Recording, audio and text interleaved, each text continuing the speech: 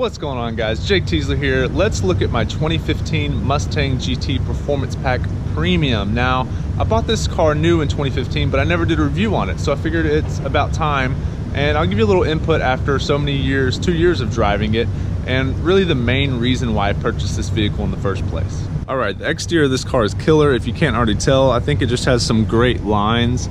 Just the redesign, I think, is controversial at first, but you know what? I think it's a great looking car from a lot of different angles. Some people didn't like the front end, but I think it looks great. This is the Performance Package Premium. So the Performance Pack gets these, the splitter that's more aggressive. It gets these front and lower fangs, so the grille's a little bit more aggressive. The only thing I've really done to this thing is tint the windows and put an exhaust on it. So here are the Performance Pack wheels with those big Brembo brakes.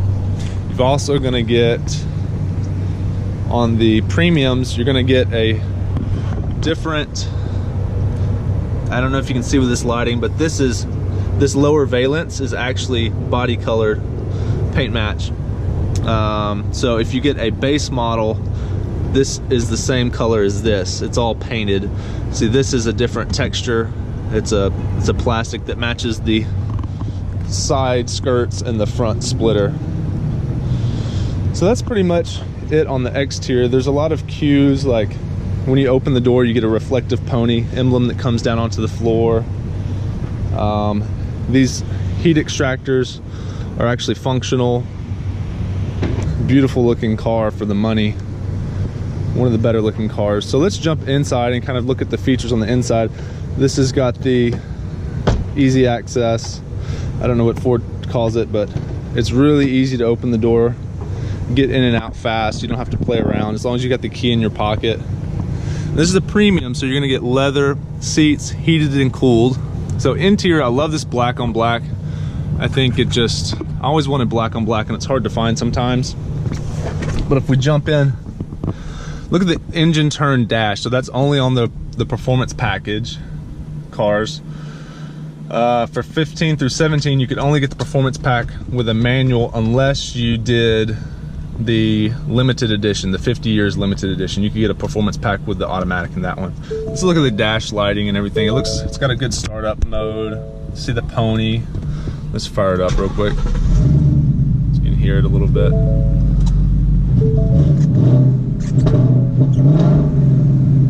A little raspy on first start. I added these were actually an option. The dealer ordered floor mats. But overall, it's just super comfortable seats. They're heated and cooled. Now, some of the complaints was that the cooling fan doesn't work too good on the seats, and it doesn't. But they're just super comfortable seats. What else can I show you? There's a couple things, like this has the shaker audio, which has a big subwoofer in the trunk. I've got plenty of stuff in here. Gum, my phone, 2 pairs of sunglasses. You have the USB SD card. You have another cigarette lighter output.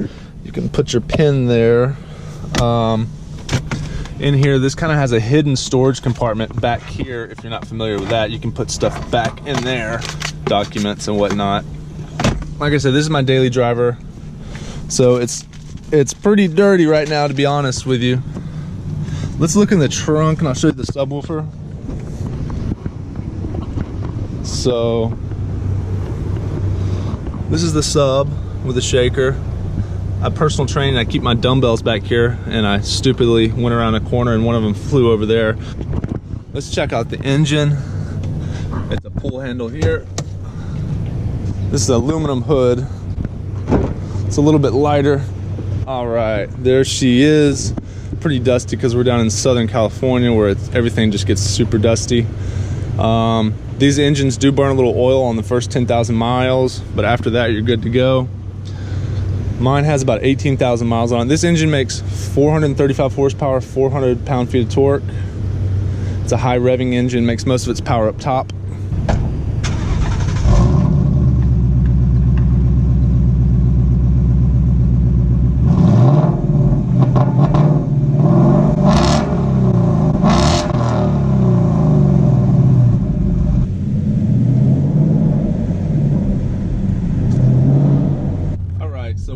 driving in rush hour traffic in West Los Angeles, where the streets are very rough. This is the Performance Pack. So the Performance Package has 373 gears, so the gears are pretty short. You're shifting a lot. Like say if you want to shift to 2,500 RPMs, you're going to be shifting, like I'm in third gear at 22 miles an hour or something like that. So you can take off in second gear with the Performance Packs.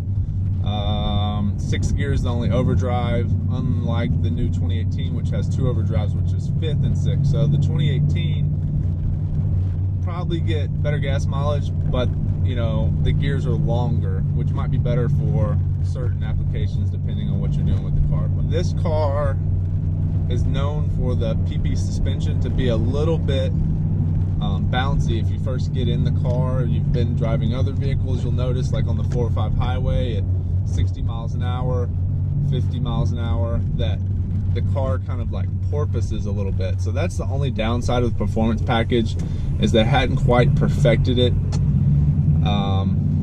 back in 2015, which was the first year model for them to have this body style, this chassis, and the Performance Pack for this car. So by the time the 2018s came around, they figured it out, it sounds like. So that would be like the only downside of the suspension, but you really only notice that if you're on certain specific highways, certain drives, and you kind of get used to it after a while. Kind of makes a fun, playful feeling, in my opinion. It feels kind of like a little floaty, which some people don't like, but you kind of learn to love the way that the Mustang, I mean, it drives like a Mustang and it feels like a Mustang. It's not a Corvette. It's not a strictly sports car. It's what they call a pony car. It's not a muscle car. So it really just defines its own. You know, it has a high revving V8. It's not a complete lightweight anymore though. The new Mustang was probably the fastest stock car I've ever driven, but coming from a little Fiesta front wheel drive turbocharged hatchback that was very lightweight, the Mustang felt a little slow down low. It didn't have the big torque shove that would spin the tires. It was like it was just a gradual, when you'd floor it, it would just gradually increase the power and it would hook up pretty good. And I was like, and another thing is the interior dampens the noise a lot. So you don't feel like you're going as fast as you are when you're really going really fast. So now, you know, the real reason I bought this car is because of the value. So if you take a look at what new cars that you can buy with a V8 front engine rear wheel drive that look this good, perform this good,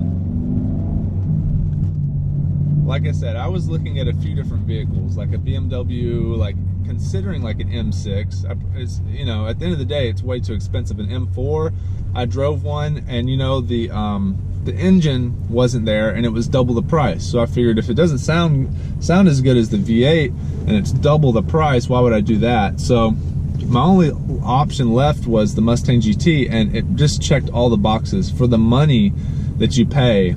Now, if you get one like a year old, you'll still save like 25% of 40,000 bucks, which is like $10,000. So if you want to save $10,000, get one that's like 6 months old, and it's even a better bang for the buck. So essentially, the car looks great.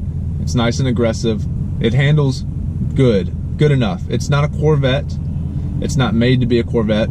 It's made to be a car that you can get in every single day, drive to work, go to the drag strip on the weekends, go to the road course on the weekends, and not spend all your money doing it. And that's exactly what it is. And I think for the price point, they did the exterior great, they did the interior great, the drivetrain is great, it'll hold a ton of power. That's the next thing, is this drivetrain will hold crazy amounts of power. 700 wheel, 800 wheel, 900 wheel on the stock engine. I mean, it's crazy amounts of horsepower that this thing will make. So you can turn it into anything that you want. You can turn this into a road racing car, you can turn this into a drag car, you can turn this into like a do everything like Steeda does. They're into road racing, but they still put centrifugal superchargers on their cars. So you can really do whatever you want with this vehicle, and it's just, in my opinion, it's just such a great value. And I'm into value. You know, most bang for your buck, not spending too much unnecessarily.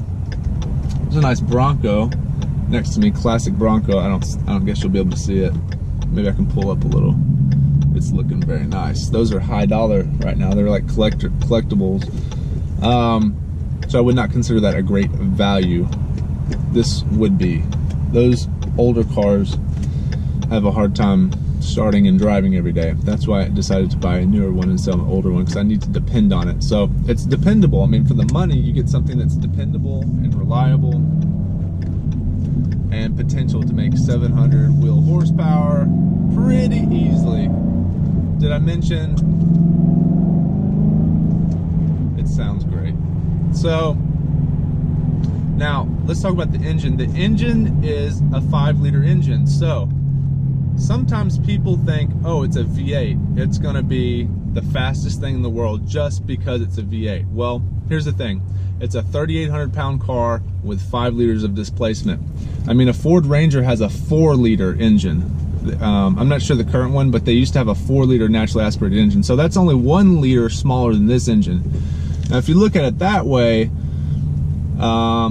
like a G35 has a 3.5 liter naturally aspirated V6, right?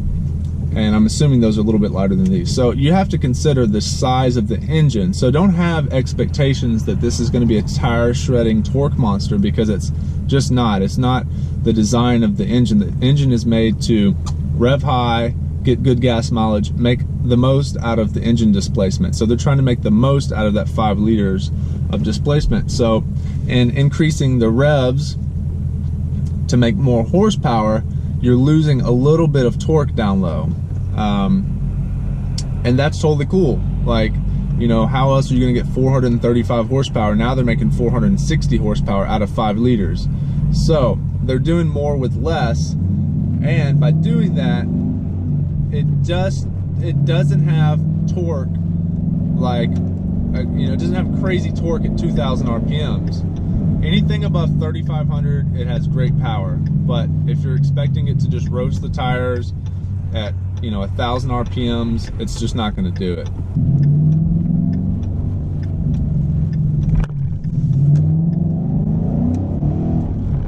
Spun a little there. It's a little wet outside. I won't do that. Don't want to get in trouble. So overall, the reason I bought the car is because I wanted a coupe. I wanted something that looked good. You know, it's a black car and it looks sporty, and the body lines make it look very modern. So people just like it. They're just like, man, that's a great looking car. It gets a lot of attention. My clients are just like, oh man, that thing's great. Everyone loves it. So after 2 years, the only gripes I have with it are that maybe the rear tires wear out fast. I'm not sure that that's a gripe. You know, 10,000 miles, the rear Pirellis are pretty much toast. I went with some Kumos on the rear because they were on sale, and they actually hook up a lot better than the Pirellis, believe it or not. So I'm not sure if the Pirellis were dry rotted, but these tires hook up really well for the money. If you like the content, smash the like button for me. I really appreciate it. If you're new to the channel and you want to see more about the 2015 Mustang GT or more Mustang and automotive news, subscribe. I do daily uploads. So let me know what you guys think in the comment section. If you want to see more automotive reviews, or if you like the reviews on the car. I haven't decided if I want to build this car up or if I want to switch to a different platform with something that's a little bit more capable. I just don't see really how a car could be more capable if this chassis will hold, you know, 700, 800, 900 wheel horsepower. I don't understand how, you know, a Corvette might be lighter, but will the drivetrain hold up just as strongly as this for the extra money? So let me know what you guys think in the comment section. Have a great day.